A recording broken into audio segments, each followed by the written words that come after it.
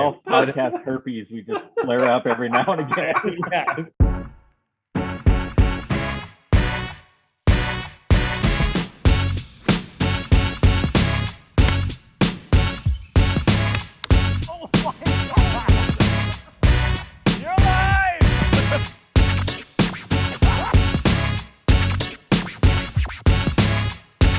All right, welcome to another anticipated episode of Gripping Golf Podcast. As all of our followers have known, we have not been around for a while. We've been living life to its fullest, which we'll go to Dave here in a second to give us an update on what we have been doing. But before we get to that, we'll quick mention of our sponsors. We got Sycamore Ridge Golf Club out in Spring Hill, Kansas, just a short drive from Overland Park, Olathe, Leawood, Shawnee, wherever you might reside. And then we've also got Senior View for their lead and applicant management, and then Nelson Hill. The website is nelsonhill.co. Nelson Hill with their high quality leather goods. And then also, if you're looking for some putting help out there, we've got the Well Putt mat. You can check out the discounts in the description of this episode if you're watching it on YouTube, or if you're listening to it on your favorite podcasting platform. You can find those discounts in the description. So there you go. So let's toss it over to Dave. First, Dave, how the heck have you been? And then tell the listeners and viewers, what have we been doing? What haven't we been doing other than podcasting? So true. I am doing great. Thank you for asking. Do you want me to explain what everybody's doing, or can give us a synopsis out there? Yeah, your explanation was the greatest. So. Oh, okay. Well, my explanation was John was getting smarter, going to school, getting his education on. Billy has been making his house nicer through renovation, and I quit my job and started a new one. So it's been kind of busy. So busy times in the gripping golf era. So I want to note that none of that had anything to do with golf. So if anything, all of our golf games have gotten worse. And right. So, well, I mean, my job change did, and I'm at a golf course all day, but I'm not getting better at golf. You're not getting to play. Right. I get to watch other people play, which is just as fun. It's like watching. It's like watching the LIV Golf Tour. I'll tell you what. So,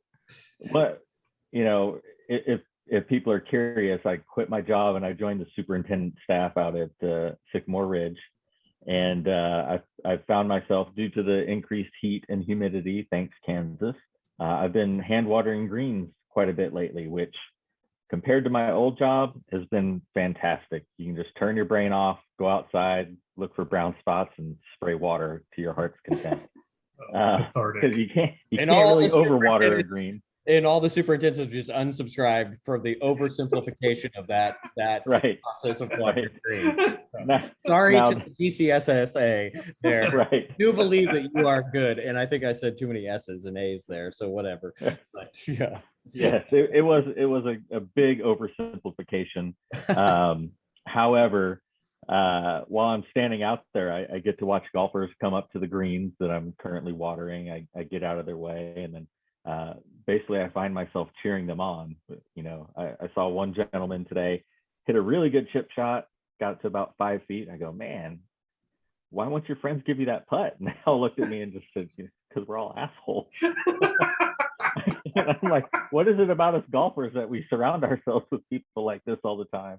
He made the putt, so he got up and down. But yeah, it's been a lot of fun just going out there and interacting with people every day that enjoy the same thing that you enjoy.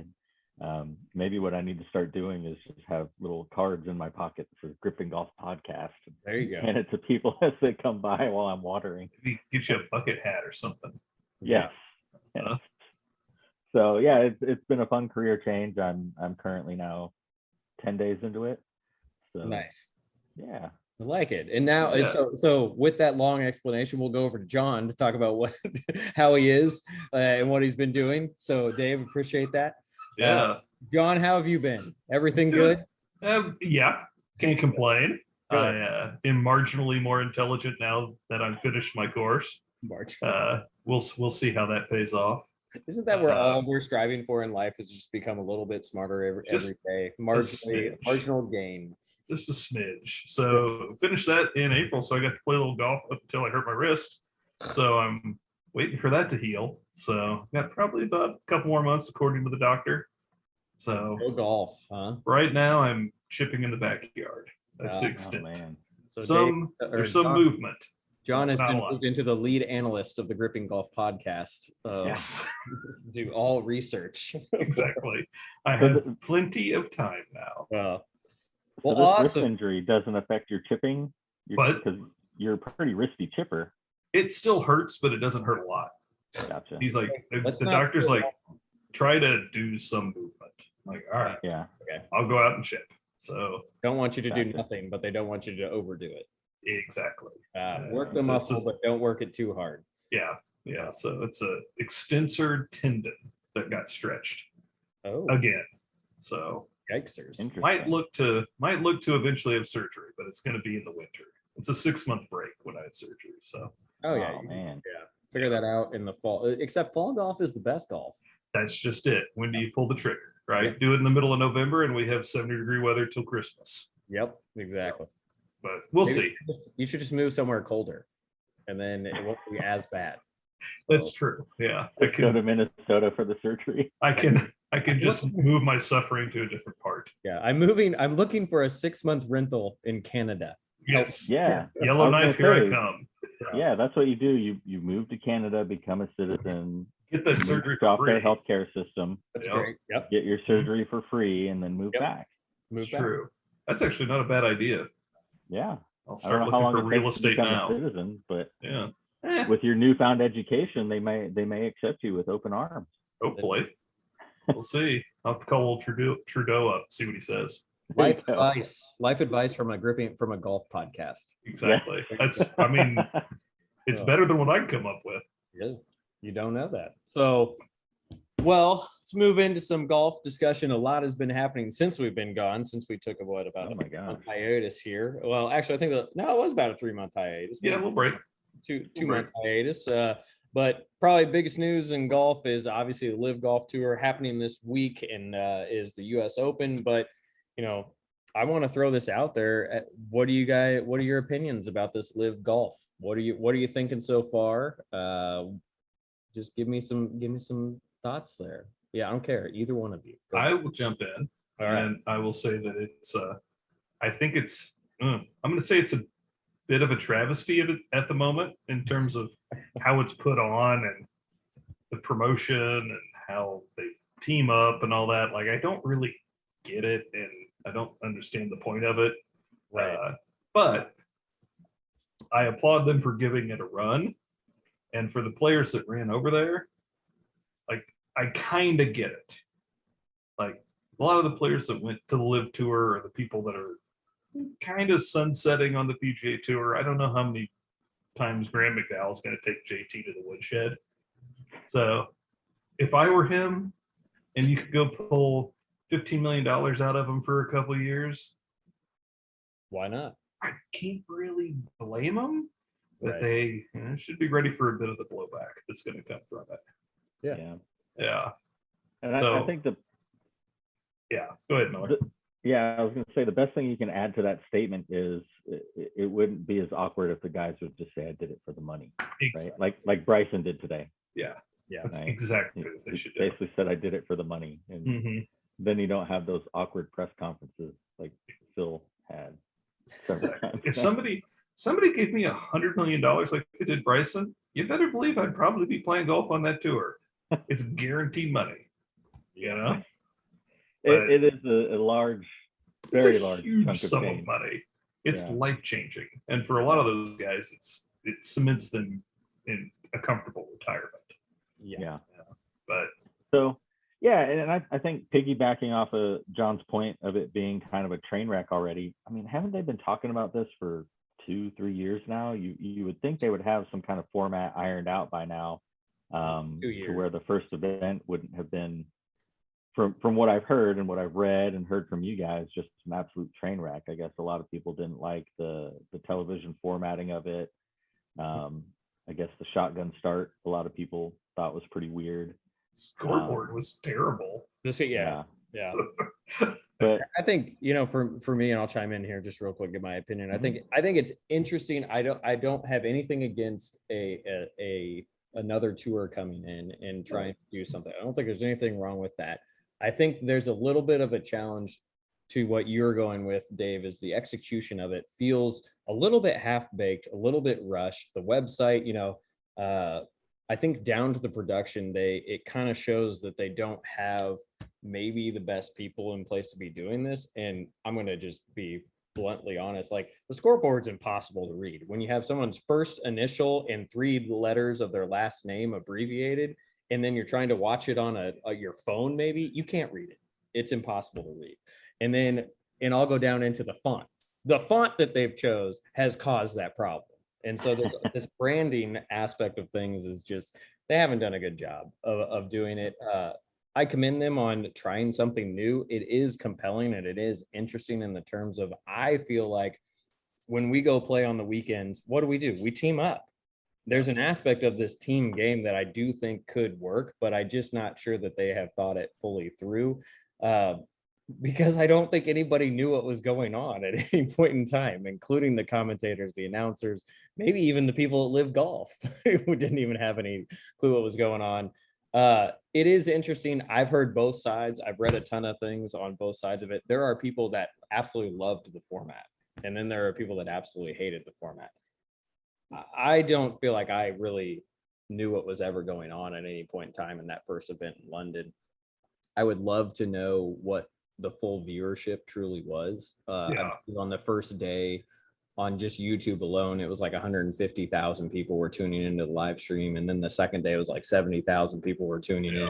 If that tells you anything, it's just people weren't really that interested in it. And then you combat it with the PGA Tour had such an amazing Sunday, which they weren't on the same day, but when you have JT going up against Rory and Rory just absolutely throwing down a number of, what did he shoot, 8 under on the last? Showed 62, 8 under. And as a part 70. I mean, I like the fact that Rory, JT, and all these guys are saying they want to play on the best in the world against the best people in the world. And in our generation, the PGA Tour has housed those players, and that's where they want to be. And I think in my aspect of things, I sit there and think about, if I was going to play a team event versus a individual event, I would probably venture to the team event, but I would not be proud of being the best golfer in that area, because I didn't like the format that they're not finishing the pressure of coming in and knowing that somebody's ahead of you and you've got to execute on that last hole. I didn't really care for that. So, but I did like watching golfers you've never heard of before, which I think they got a lot of flack for. Yeah. But I kind of liked watching the golfers where you're like, who's that? Who is this? I mean, they're like some of the folks that I'd never heard of were pretty solid sticks. They just never managed to get on a tour somewhere. Maybe they're like on like the Corn Ferry of the European Tour, maybe, but I'd never seen them. So that was kind of cool, because some of them were, out driving Phil and hitting better shots than DJ. So it was kind of fun to watch that. Yeah. And in the end, did that first tournament make me want to tune into the next one? Probably not. Wasn't really a motivator. I do want to see Pumpkin Ridge. I do like the courses they're playing, but but beyond that, I don't know if I'll tune in again to watch the competition. Yeah, I think for me, that question that you're kind of getting at or something is like, is this good for the game of golf? I think for me, it's probably a little bit too early to tell at this point. But I think to the point that you just said, John, is you are seeing people that you've never seen before or heard of. And, that's not the PGA Tour's fault. That's, I mean, they just haven't ventured over there. They're playing elsewhere. I mean, there's the Asia Tour, and I don't know. I think it's hard to decide. I think it's such a political debate in terms of how it's funded. And so I think, how do you take that out of the equation of this conversation? Not just us, but in that. And I think impossible. You're seeing that as it's dominating the headlines in the US Open this week. I mean, it's not, I mean, they're not even asking about it. So I guess, Dave, what do you feel like this is good for the game of golf or not? What's your opinion at this point in time? I think ultimately, yes, it will be. I don't know if this tour is the one that's going to make it good for golf specifically. The way I kind of see it based on everything that I've seen, because when the round was being played, I was probably watering greens or mowing one. Anyhow, regardless of that, it kind of comes off like when the XFL originally launched, right? Everybody tuned in because Vince McMahon, billionaire, decided he wanted to get into a football league, and he wanted to make it different from the NFL. Right. And give other guys opportunities to play that you probably wouldn't have heard of unless you like really follow Corn Ferry and college golf and stuff like that. So it kind of comes across like that to me in that sense. Never minding the political aspect of everything that you touched on. So I think ultimately, does golf need a change to the status quo? I think if you want to continue to grow the game, absolutely yes. Is a format like this something that would make it accessible to other people wanting to get into the game? Sure. Because, one of the things they did, the shotgun start, right? So that's get all of their golfers onto the course at the exact same time. On a PGA Tour event, you got golfers starting at the break of dawn, and, they're going all the way until sunset. So, that's a very long day of golf. And unless you're like an absolute golf nerd like us, that's a lot to consume, right? Yeah. It's great for the Masters, and that's fine. But your messages are very distracting. Sorry. It's all right. You're gonna have to voice them now. But so I'm in my newly remodeled house in my kitchen, and I can hear my cat throwing up on our new hardwood floors. Yeah. And Dave is talking about this. I'm trying to be attentive to your needs, Dave, and be respectful. And the cat has thrown up 3 times and now has jumped up on my new butcher block countertop and is just sitting there. Are you If I gonna had clean that up? If I had something to throw, I would. So, you gotta love pets. But so the point I was trying to make is, you get all these guys in a shotgun start. You've got literally all of your stars playing at the exact same time. How long was the broadcast? Like 5.5, 6 hours, probably. It went like the first 2 rounds were 5. The last one was 6. I don't know how much that was actual golf versus like ceremony or whatnot, but so those guys are getting a jam pack all of their stars into one broadcast versus like a Masters situation where you got a featured group in the morning and a featured group in the afternoon. Again, great for us golf nerds, but if somebody is just kind of wanting to consume a whole bunch of golf in a little bit of time, the idea is great. 54 holes with no cut, that's great for the players because, if you get cut on the PGA Tour, you don't get paid, your caddy doesn't get paid, things like that. So it's a great way for players that are not making ends meet to potentially have a chance to make ends meet. So I think, to Phil's point that he awkwardly put out there in previous interviews, is sure, golf could use a little bit of a shakeup. I think the PGA Tour is for the most part fine as it is. They could probably do some different types of events, like what did they used to do in Colorado with the Stableford scoring? Right. And then that was always a fun thing, right? At the Zurich, they pair up and stuff like that. Yeah, and more match play type events. So professional golf, I think, could use a good shakeup, a good different format like this. Is this the right format? Just like you said, time will tell. Yeah. So we kind of have to wait and see. But I was shocked, and this is kind of unrelated. I was shocked to hear that you actually call it that it's supposed to be called LIV Golf, because I always read it as LIV, since that's the Roman numerals for 54. 54. Yeah. Yeah. How many holes of golf they play. So when I'm they call it LIV Golf, I was like, what? Yeah. But that's what they call it. So Yeah. it just threw me off. It was weird. Yeah. But that's what everyone else is saying, so that's what I'm going to say until someone. Well, yeah. But it is 54. But I mean, to me, I don't, to me, what I'm understanding is this is more about the somewhat of the players' rights of their appearance and how much money they are making, which, I think you can sit I struggle with this because listening to some of the people who are non-golf, Stephen A.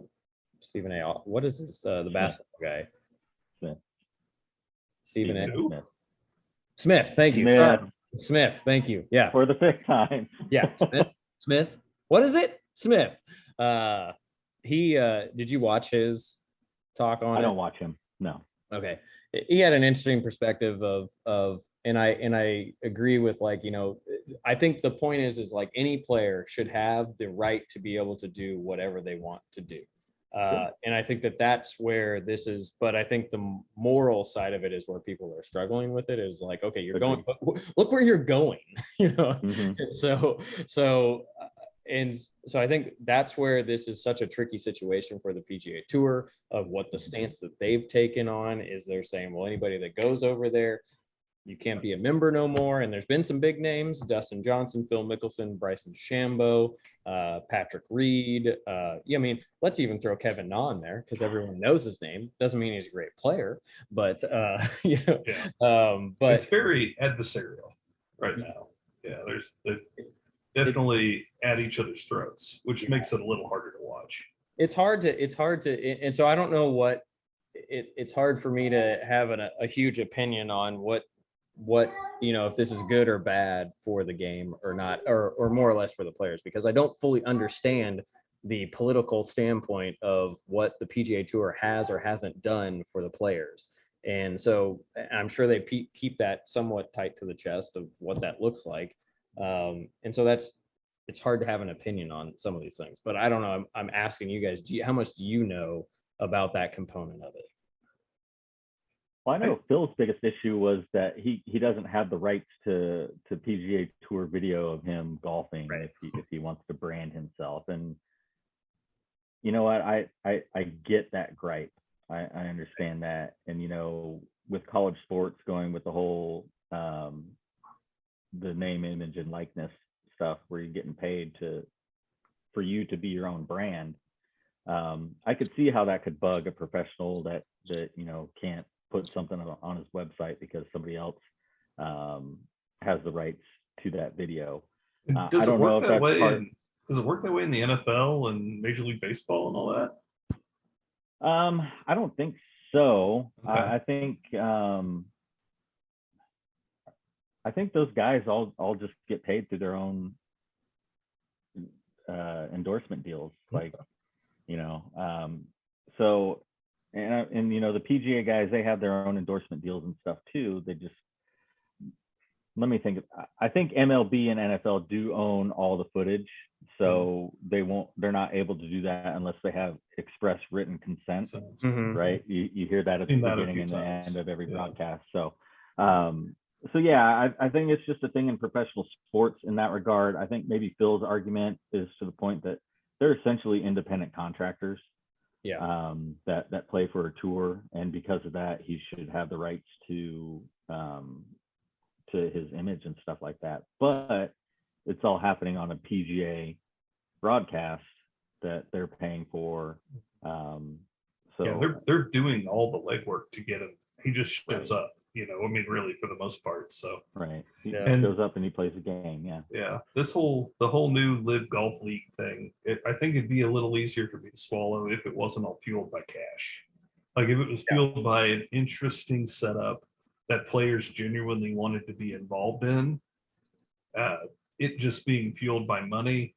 Like I get it. Like I said, somebody gives me $100 million, I'm out of here. You'll never see me again. Yeah. But like Bryson, you should probably say that. It'd make me swallow the whole deal a little bit easier. Yeah. But I'd rather see the league be interesting and something that I'd want to go watch because they put something together that players want to participate in, rather than it just be a money grab for everybody involved. Because they spent billions of dollars on this thing already, and the first broadcast was terrible. Pretty sure you give me $1 billion, I can put on a pretty good golf show. So come on, it's like they're not even trying. We can broadcast some of the rounds on Saturday and Sunday out at Sycamore Ridge if they give us some money. Exactly, yeah. I'll show up. Yeah. I guess that's where I kind of look at it. I'm like, all right, if this is all for the money, just like Bryson, say it. It's for the money. I'm doing it for the money. And Bryson did say that. Yeah. Bryson, to his credit, is the only one who has said that. Yeah. And he straight up said it basically puts him in a financial position where he can do whatever he wants. It's awesome. Which is Yeah. fine. Like I agree with that. That I still like. I struggle. I don't think I could do that personally. Right. Like I think and I'm not. That doesn't mean that what anybody is doing going there is wrong. That's just where I stand on some of this stuff. But life-changing money is hard to ignore. I mean, if someone walked up to you today and said, you hear people all the time in everyday lives, people that are like us, that I left my job because somebody offered me double my salary. Yep. And it's like, they never go, well, but I really like what I do. They're going, they're going, money grab. I'm leaving because I'm going to make twice as much, and I don't even care how much the work is going to be or whatnot. And exactly. It's hard to argue with that. At the end of the day, and I don't remember who said it, but at the end of the day, it's like a lot of these guys are making it a business decision. And, sure, and if they are a business, they're a brand, and they have to do what's in the best interest of that brand. Yeah. Because if they really wanted a different format, I'm sure the PGA Tour would be open for ideas. I mean, they have a players' council. They can get this feedback up to everybody. I think it's interesting. What has captivated me a little bit is what keeps coming up is they can play less tournaments for more money. I get that. And I think I think Dustin Johnson was talking about how much of a grind it was to be on tour. Totally sure it is. Not discrediting that. The amount of money that they make in their endorsements and the amount of money that they make off the course, they don't have to play every week. I'm not saying I know that's probably a weird statement, but like that kind of statement like that to me was kind of like, well, you're the one choosing to play in all those tournaments, unless, and I might not know this, there's contract deals that they have. There are. Yeah. So, the PGA Tour requires you play X amount of events, and there are certain ones that you pretty much have to go to. And if you skip it one year, then you need to be there the next year.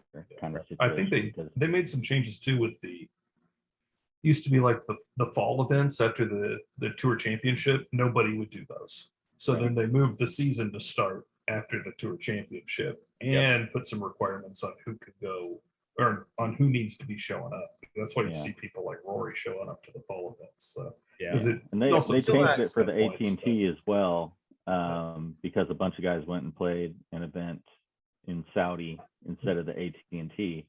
And that's one of the tour's premier events, and they want as many stars there as they can get. Absolutely. It's a business to them too. They've got to make decisions in the best interest of their business. And so it's independent contractors working with the business and what they both want, and mutual agreement has to come. So I think it's really interesting, but like, I think we can beat this conversation into the ground, but like, I kind of want to move into the US Open a little bit, if that's, I think for me, I'm excited. I mean, it's Wednesday evening for us. It starts tomorrow.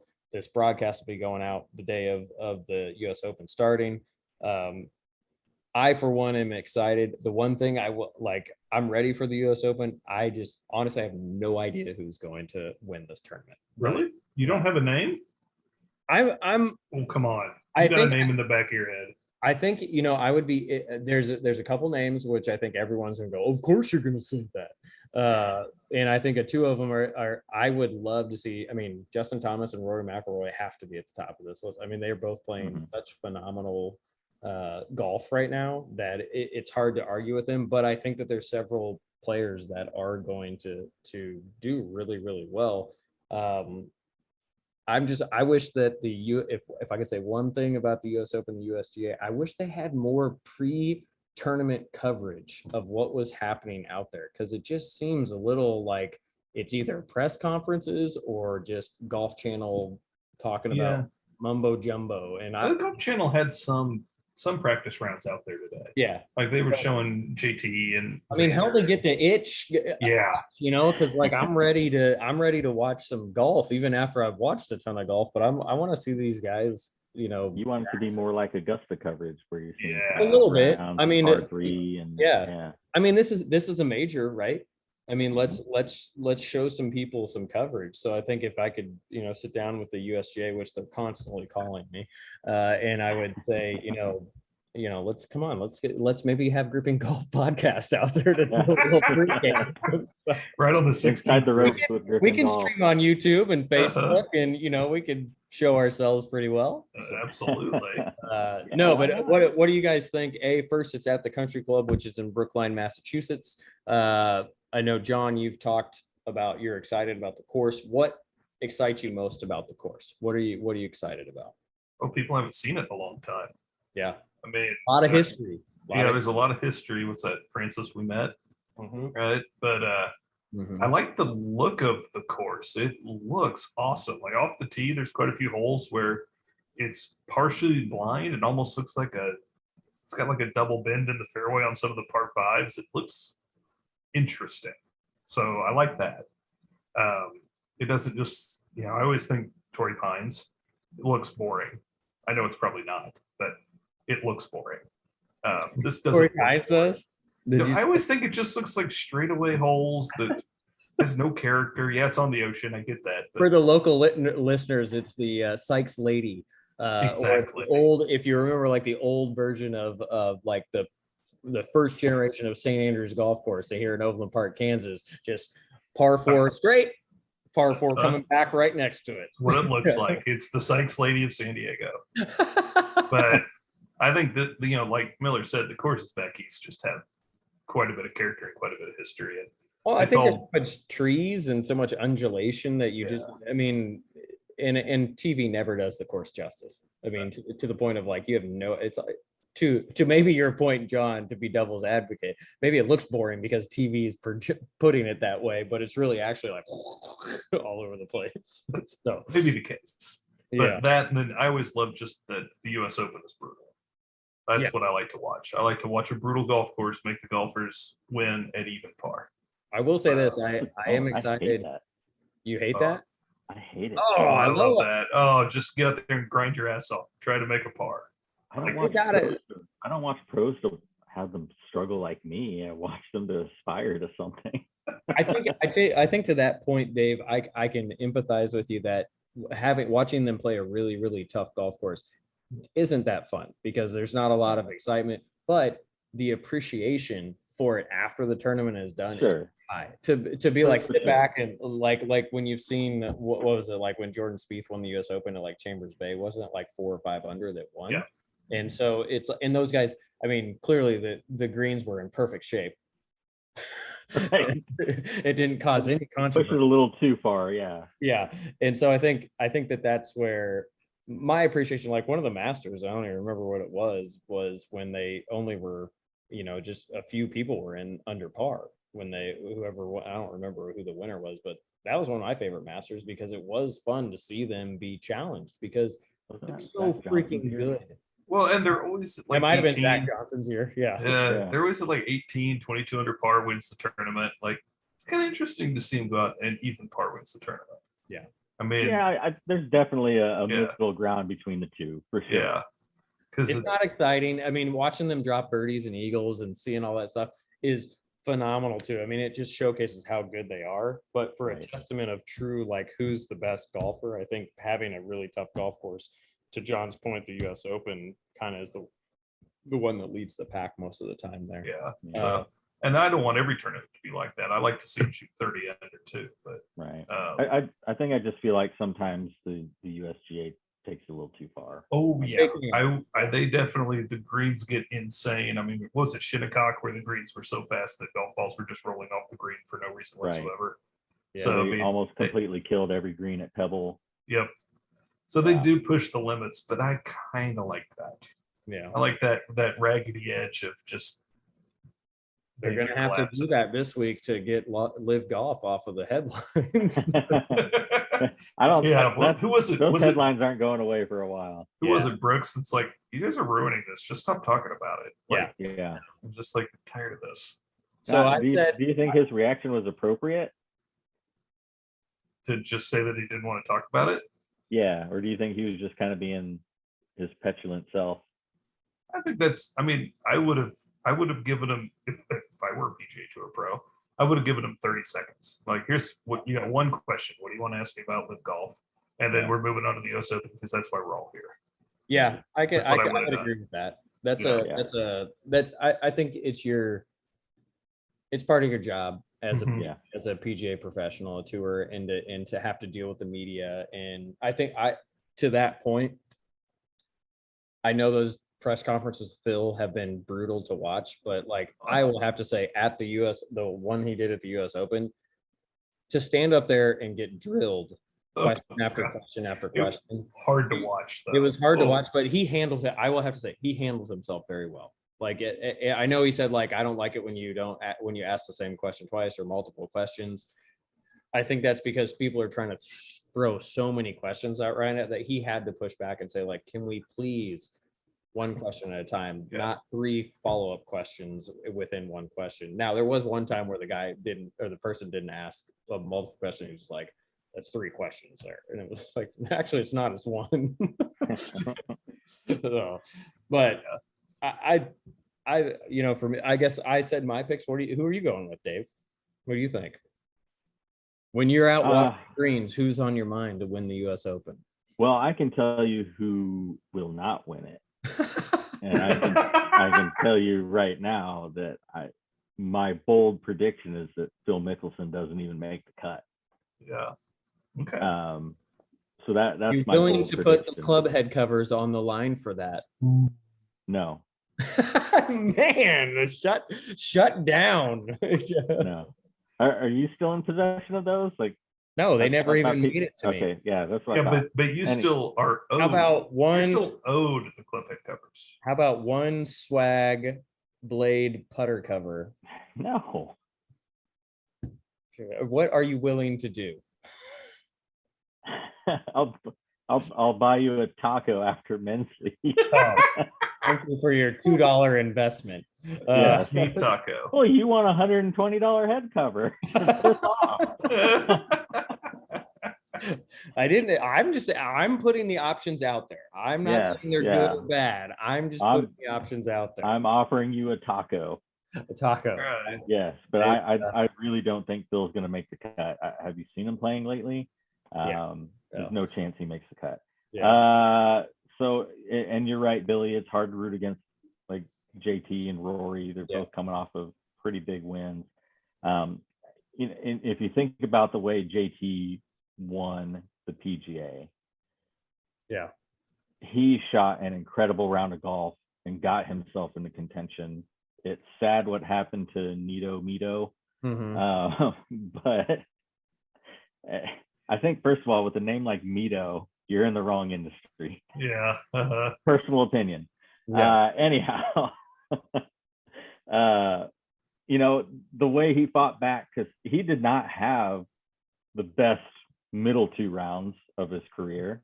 Right. But he came out there and he absolutely slugged that golf course and put himself in contention, and then went out and handled that playoff like a boss. So, he's in a groove right now, and the way he played at the Canadian Open was just another example of how he's locked in.